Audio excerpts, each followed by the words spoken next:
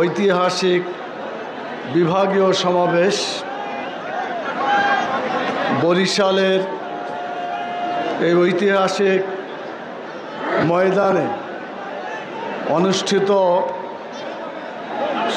সমাবেশের সম্মানিত প্রধান অতিথি, সম্মানিত পীর সাহেব চরমোনাই, অনেকে পীরকে অনেকে পছন্দ করতো না। আমিও ছাত্র জীবনে অনেকের কাছে শুনে মনে করতাম যে পীর মানে এর ভিতরে ভেজাল আছে, বেদাত আছে, বিভিন্ন ধরনের চিন্তা আছে। কিন্তু আজকে পীর সাহেবের পাশে বসে তার কথা, তার আচরণ আমার কাছে মনে হয়েছে বাংলাদেশের ইনি পীর নয়, বাংলাদেশে ইসলাম কায়েম করার জন্য এক মহাবীর।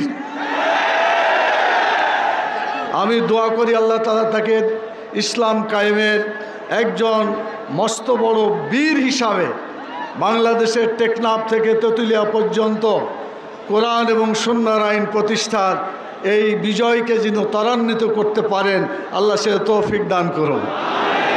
আজকের সম্মানিত প্রধান অতিথি, উপস্থিত অন্যান্য ইসলামী দলসমূহের জাতীয় নেতৃবৃন্দ, স্থানীয় নেতৃবৃন্দ,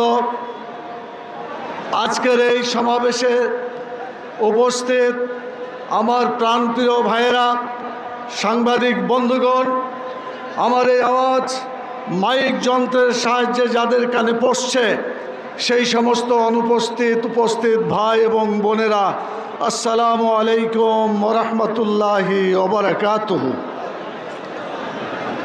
কোরআন মাজিদে আল্লাহ তাআলা বলেছেন সূরা মায়েদার 44,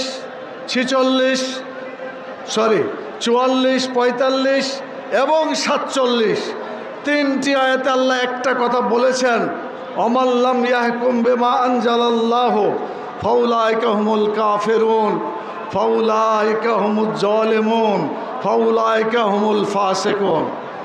আল্লাহর প্রেরিত যে বিধান, আল্লাহর আইন অনুযায়ী যারা হুকুম পরিচালনা করে না, আল্লাহর বিধান অনুযায়ী যারা রাষ্ট্র পরিচালনা করে না, আল্লাহর হুকুম অনুযায়ী যারা ব্যক্তি, পরিবার, সমাজ এবং রাষ্ট্রকে পরিচালনা করে না, তারা কাফের, তারা জালেম, তারা ফাসেক।